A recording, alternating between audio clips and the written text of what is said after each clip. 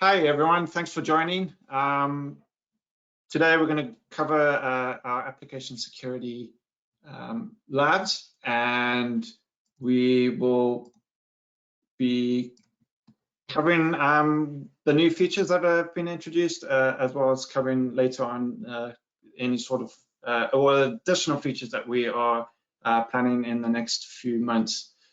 Just a few housekeeping things. If you have any questions, could you please ask them in the questions or the chat? We'll try to keep an eye out for those questions and answer them as they come in. If we find that there isn't enough time to answer the questions, we'll certainly reach back out to you via email and get those questions answered. There will be a quick survey at the end, just 3 quick questions. We would greatly appreciate it if you could answer that. Those questions will help us a lot.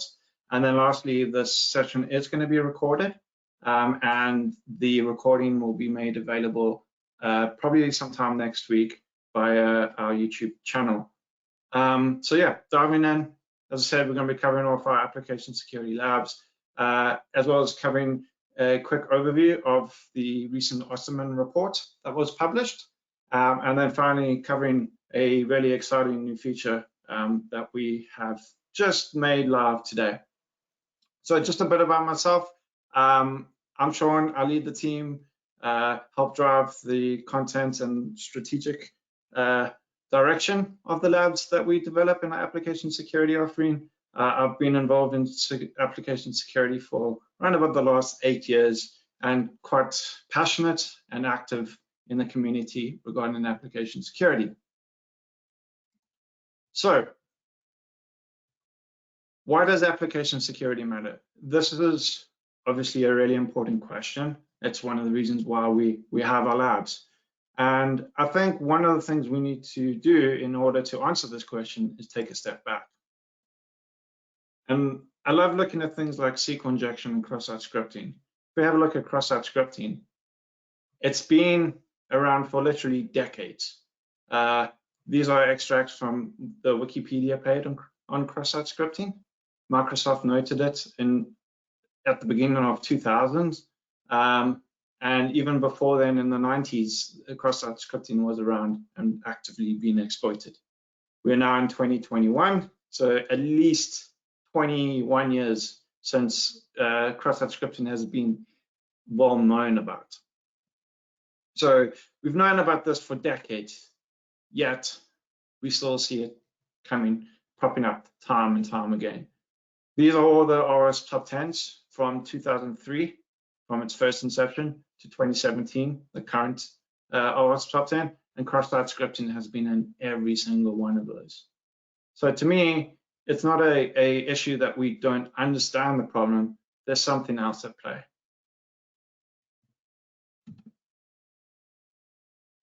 And this comes into the Osterman report. I will cover off the follow-on the cross-site scripting example later on in this webinar. But switching to the Osterman report is also helpful in understanding why we need application security.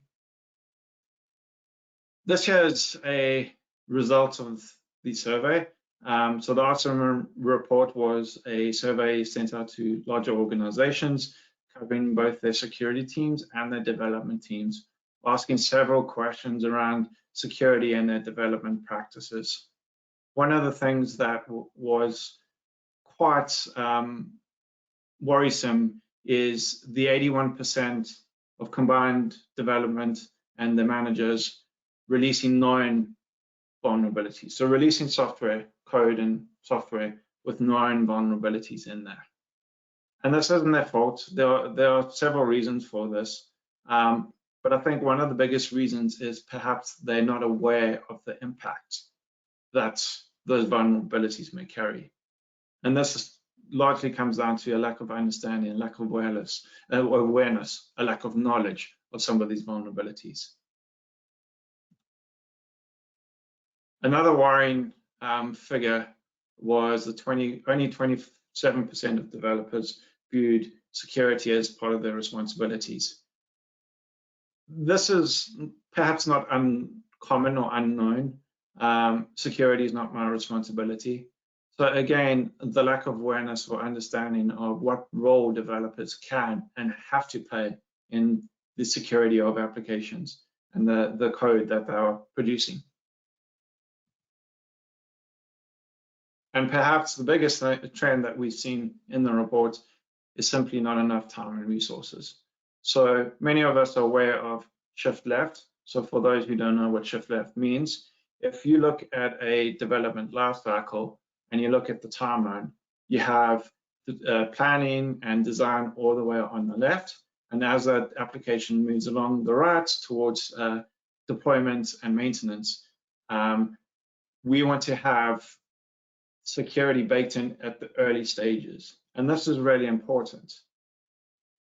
You want it baked in at the early stages because there have been several studies showing to be that the earlier a vulnerability is found, and it doesn't just necessarily even have to be security, it could be a simple bug. The earlier it is found in the life cycle, the quicker and cheaper it is to fix that.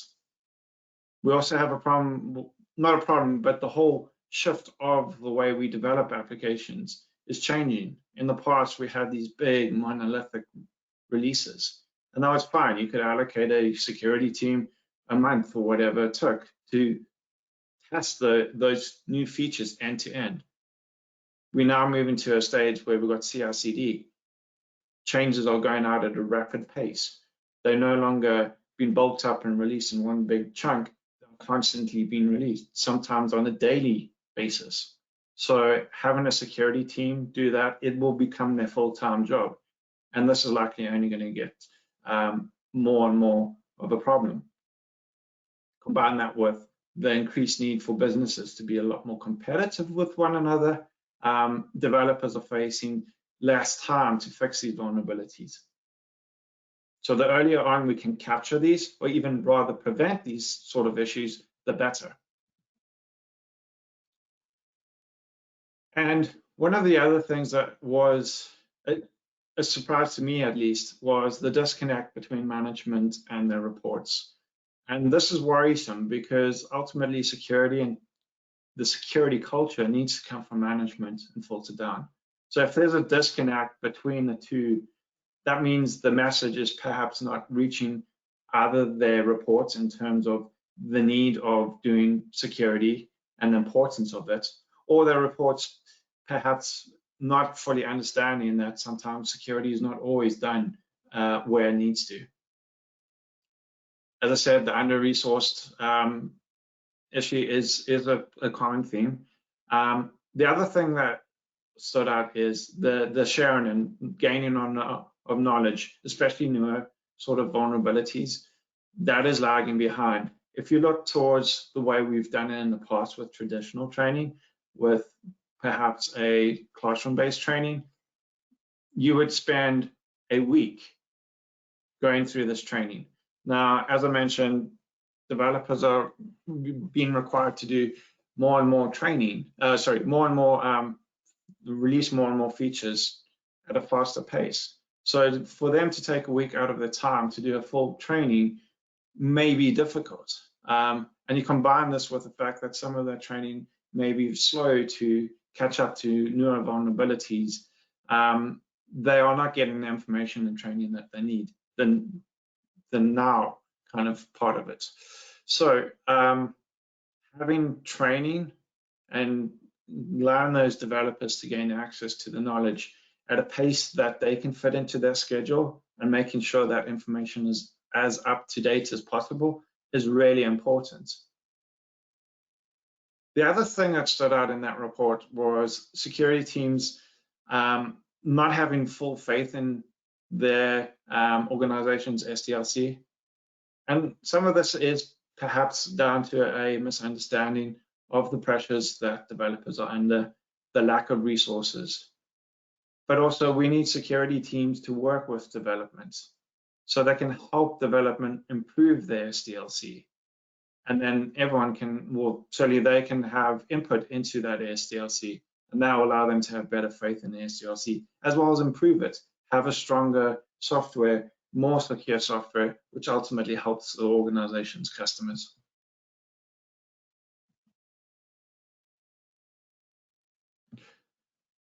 So some of you may already use our platform, some of you may not, and those who use our platform may have not even touched our application security offering. The way we approach our application security offering is we want to teach through doing.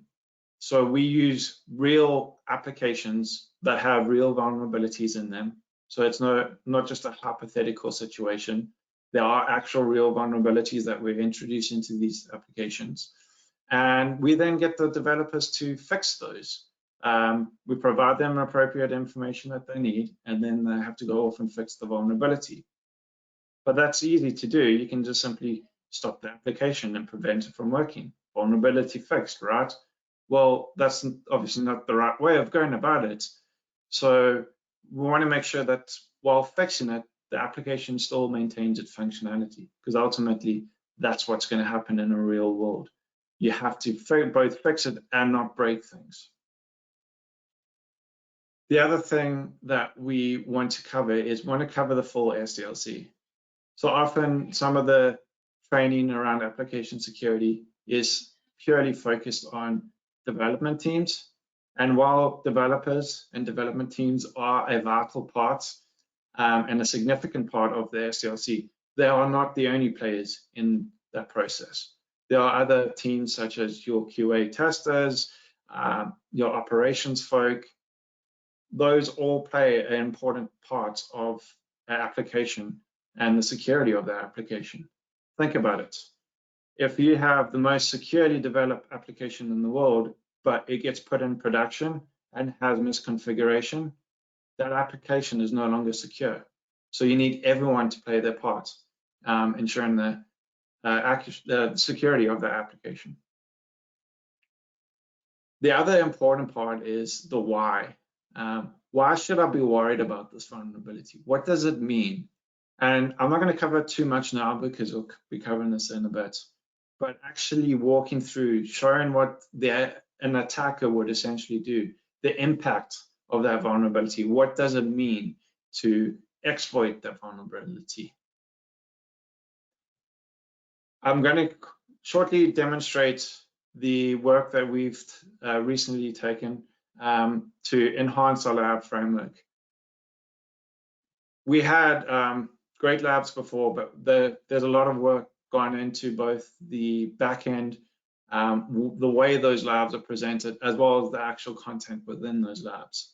And the idea behind that is just getting that information in a more consumable and less user-frustrating way.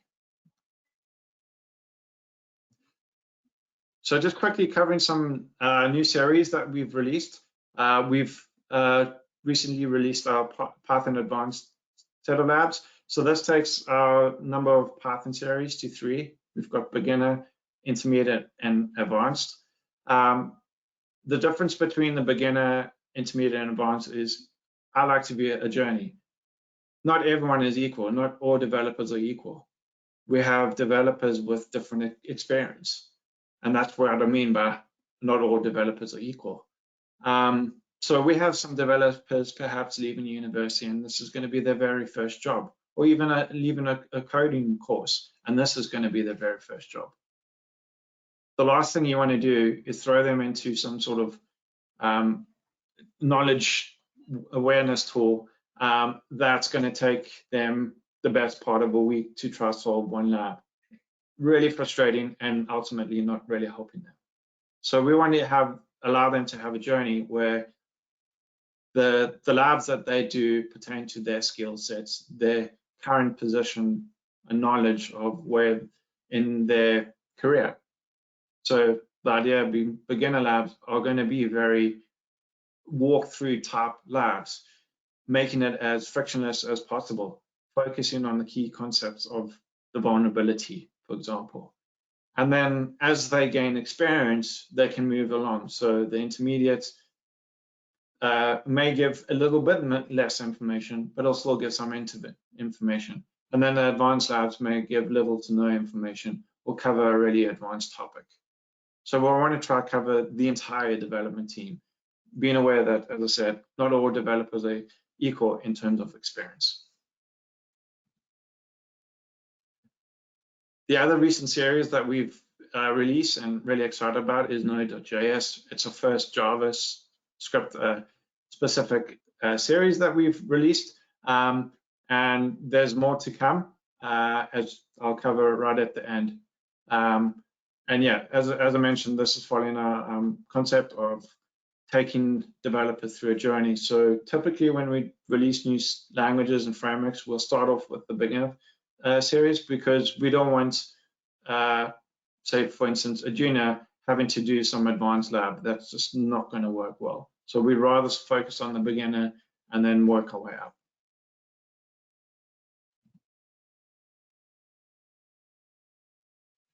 So what I'm going to cover now is our new framework. So before I demonstrate it, I just want to cover some key points about the framework and what we've actually done. So the new framework goes a long way in terms of enhancing the user experience. A lot of effort was put into trying to engage with users of the platform, finding some of the frustrations that they had, and helping streamline the way they approach the labs. So some of the things that are there that weren't there before, things like the pop-up panels. So you can now have your development environment, your IDE, the information itself, so what you will need to do in the lab, as well as any other relevant information, as well as the web application itself. Those can now all be on separate screens, so it's going to be a lot easier to work within the lab. The web-based IDE, this is really useful in terms of the code now being rendering on your system in the local web-based IDE. Before, the code was within a desktop environment, and those with poor internet connections could have faced laggy and cumbersome user experience. Whereas now, because it's all local in their browser, that should be less of an issue. The lab completion, again, I'll demonstrate this shortly, is a lot quicker and less cumbersome. And then the enhanced tasks. Well, this kind of also relates to some of the work that we've done in the content.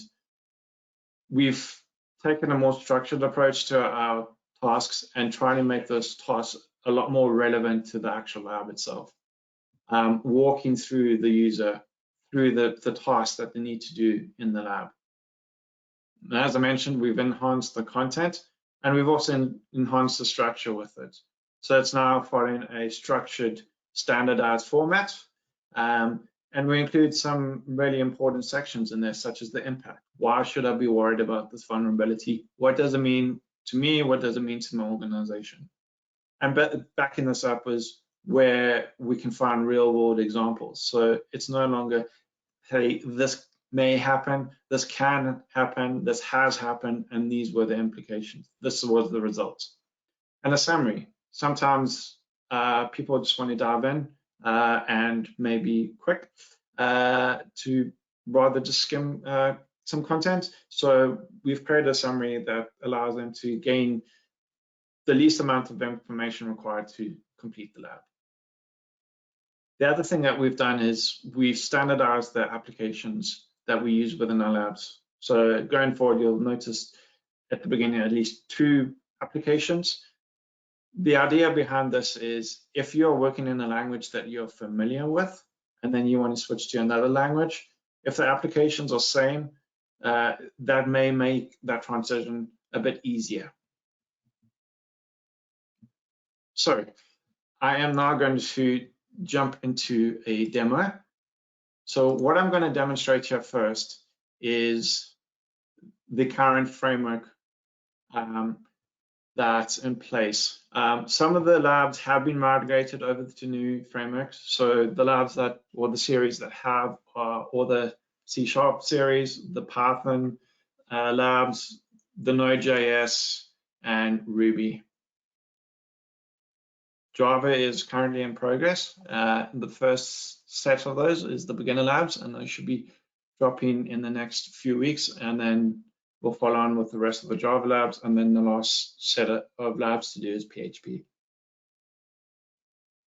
So within this, you can see one of the things that you had to do when you load it into lab, you had to manually go and deploy the lab. It's just an extra step.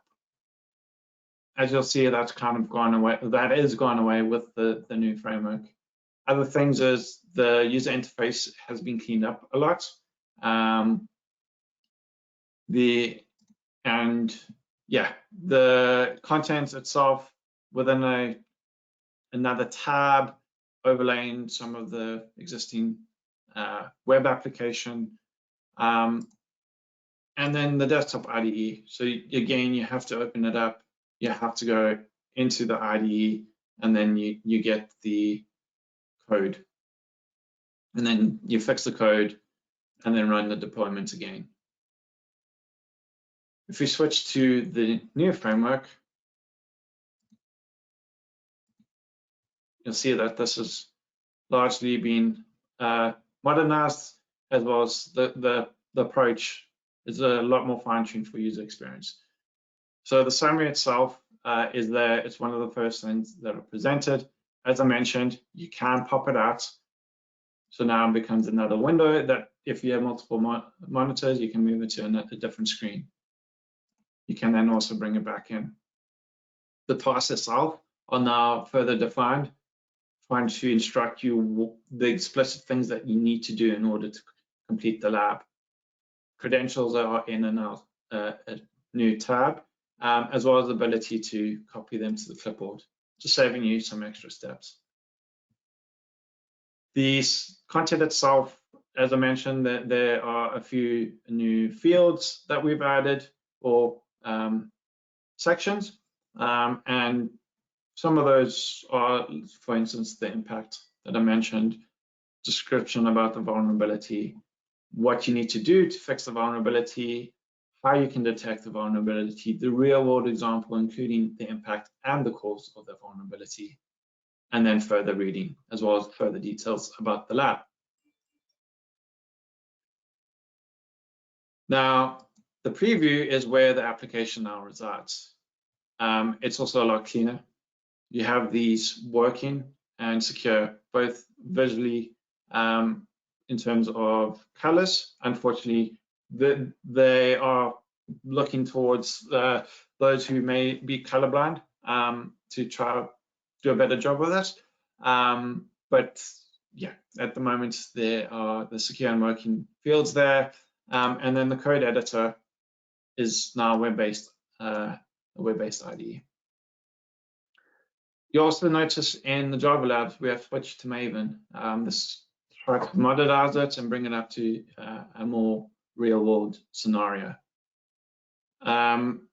This is utilizing Thea, which is open source web-based IDE based off Visual Studio Code, which is really popular and quite widely used.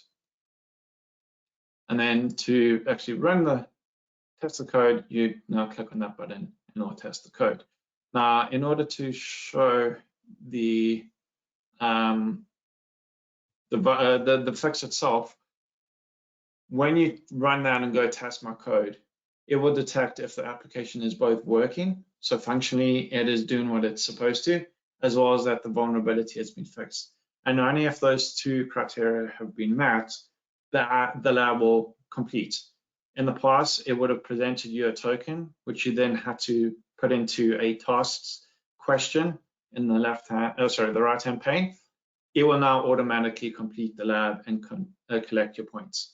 So again, just further little things that are going to help user experience.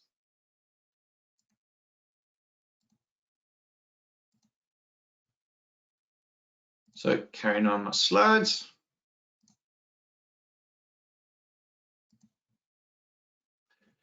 So the next thing I want to cover is the new feature that we have just released today.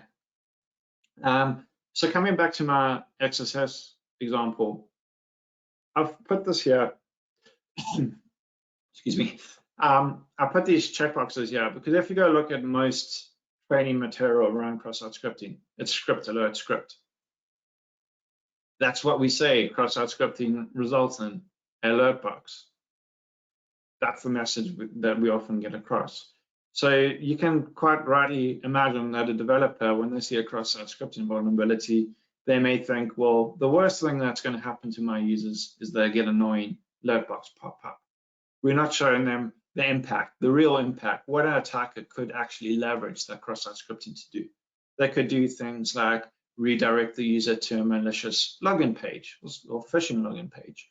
They could steal a user session cookies, especially with modern web apps, where we're now using a kind of API token rather than a full-blown session cookie.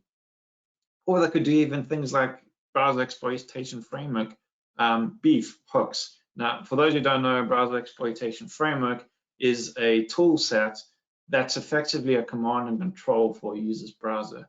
That just takes a simple JavaScript call to create a hook and then connect back to that server. And from there, the server owner can redirect users, inject data into the current page. So one example is, those alerts saying, hey, your browser's out of date, click here to download the latest update. It can inject that into the page. It can also read information and content from the page. So it is pretty significant what you can do with cross-site scripting, but we don't show this. We show an alert box. And this is really important because when you look at risk, which is what I always ultimately boil down security to, it is a bit more than this, but often it's about managing risk. When you boil it down to its simplest form, security is about managing risk. And if we take out impact from that equation, risk, because risk is measured in probability of the issue and its impact. If we take away the impact, and then in other words, we don't explain what the impact is, how can we then expect those to understand what the risk is? This is why I think illustrating the vulnerability, the outcome of that vulnerability is as important as actually demonstrating the way to fix and prevent that vulnerability. And that's now coming on to our new feature. So we're now going to take users through a walkthrough of an exploit, explain to the user the different steps that an attacker will do to exploit that vulnerability. It will demonstrate, illustrate, show in real time what actually happens. And this visual impact is, in my opinion, a lot better than just saying, well, an attacker could use a cross-site scripting vulnerability to redirect a user to a malicious page. Let's show it. Let's show it in action. So I'm going to now demonstrate that. And what I'm going to do is, technically, this isn't a completely new feature. So we used to have a similar feature on the platform before, which I'm going to now demonstrate. But it didn't do the walkthrough part. It didn't take the user through the journey of an actual exploit and demonstrating what the exploit entailed. So in this application, we have a simple list of messages, and you can see there's the parameter called public. There's a test vulnerability feature. This actually exploits the vulnerability. But as you can see, I clicked on it and it just did stuff. And then suddenly I get some messages. While this is great, actually showing the vulnerability in action, it didn't do enough to demonstrate the vulnerability to the user.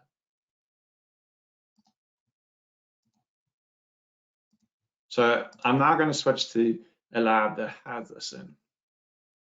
Currently, this is the only lab right now on the platform live with this feature in, but we'll be rolling it out to the other labs within the next few weeks. So you'll now see this demo exploit vulnerability button at the top. And if you click on it, it's now going to take you through this walkthrough. So the very first step is just giving a brief introduction of the exploit. It's then going to go step by step the actual steps that an attacker would use to exploit the vulnerability. So in this case, with SQL injection, illustrating that an attacker would probably inject this code into the username field. Then they would inject any value into the password field, and then they would try log in. Now, and then you'd see that the exploit was successful. This is showing how an attacker can use a SQL injection to bypass authentication. So now this is really important because this shows how an attacker would exploit the vulnerability, what it actually means. How will this vulnerability impact my application?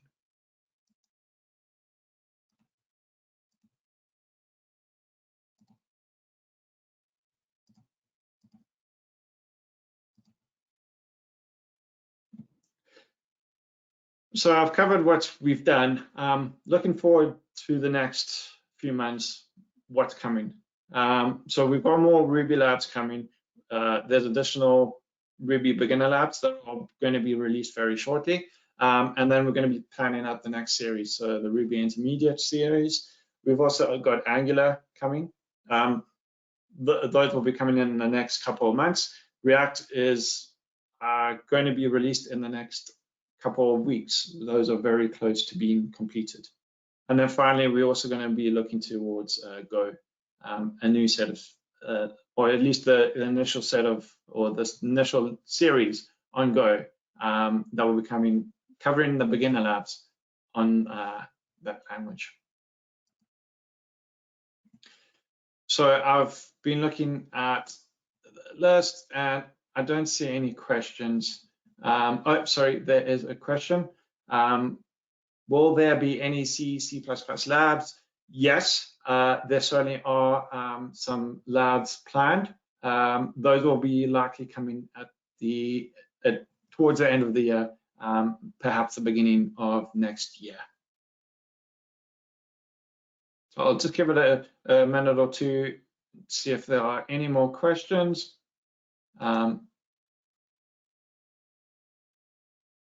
Sorry, will pop-out panels be implemented in other types of labs as well? Good question. There are plans to migrate some of the other labs. So certainly all the application security labs, as I mentioned, the coding labs, those are all going to be migrated to the new framework. The new cloud labs that are coming, that are also included as part of the application security license. I think most of those will be on the new framework. As far as the other existing Cyber Pro labs, I'm not too sure what the plan is around those, but we can certainly follow up and get an answer for that.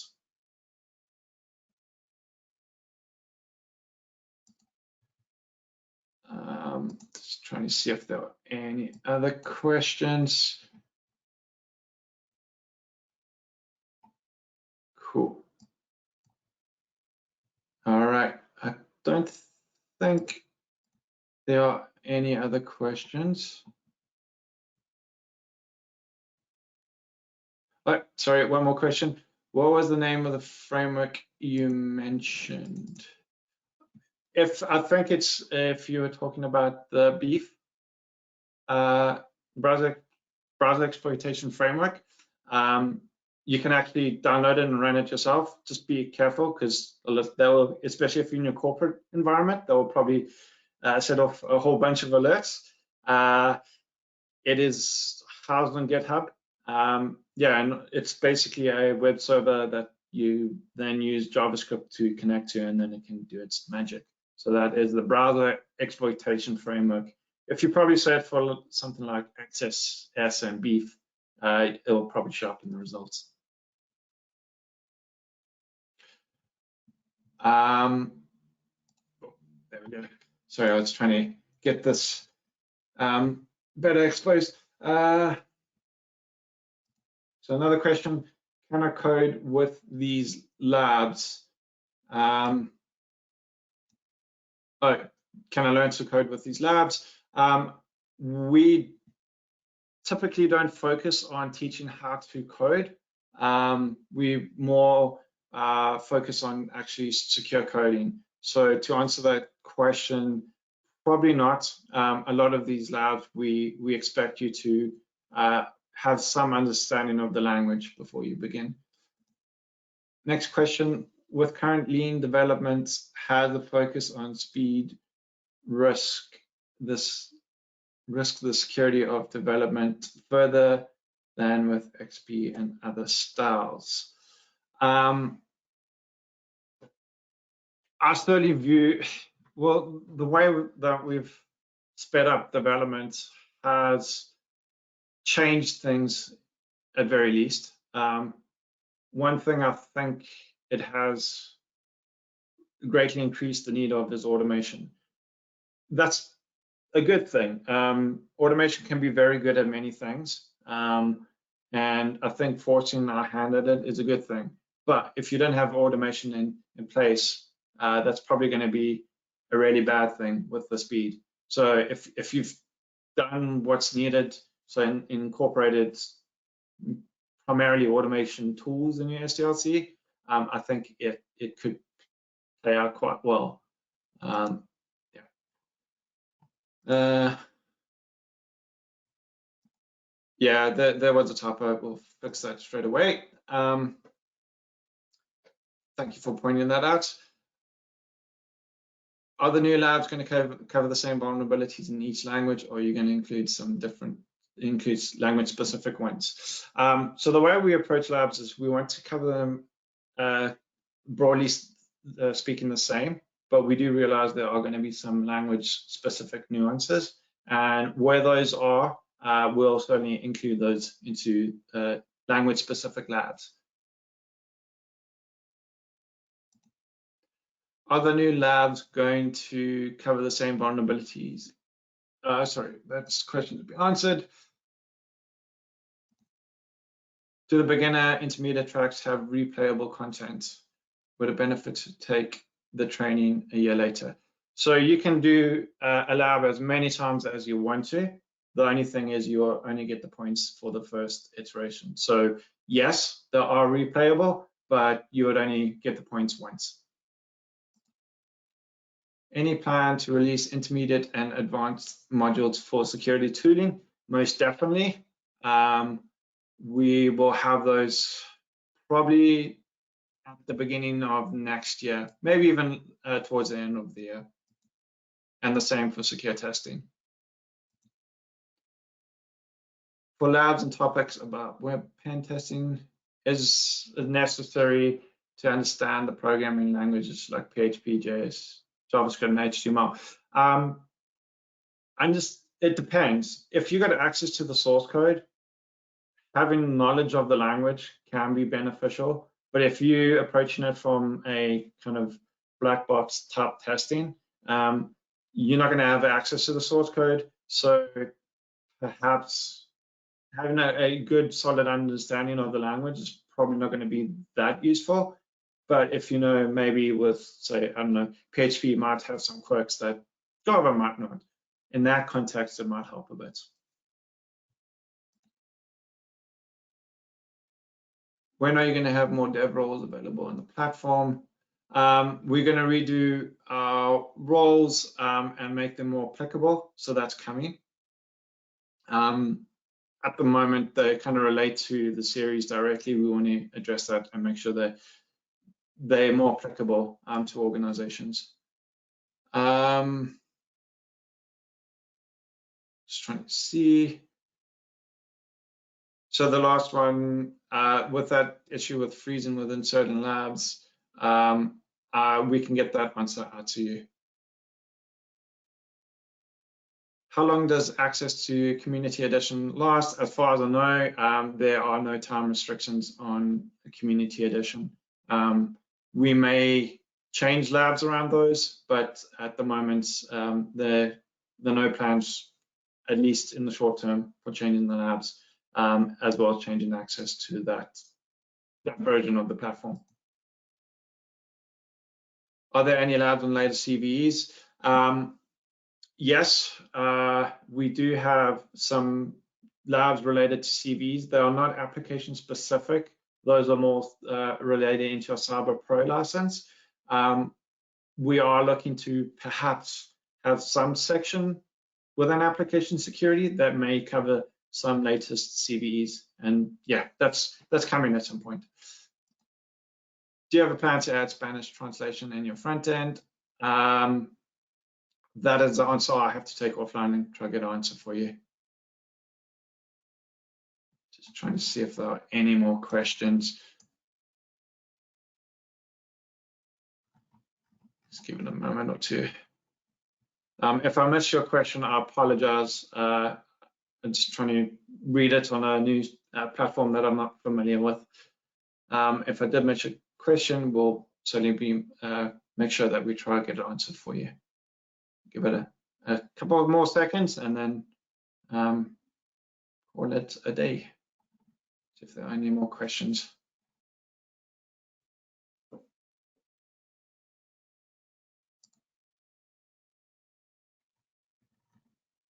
Okay, I don't see any more questions. I want to thank you all for attending. I really appreciate your time. I hope this has been useful and informative. And yeah, thank you for your time. And I hope you all have a fantastic day.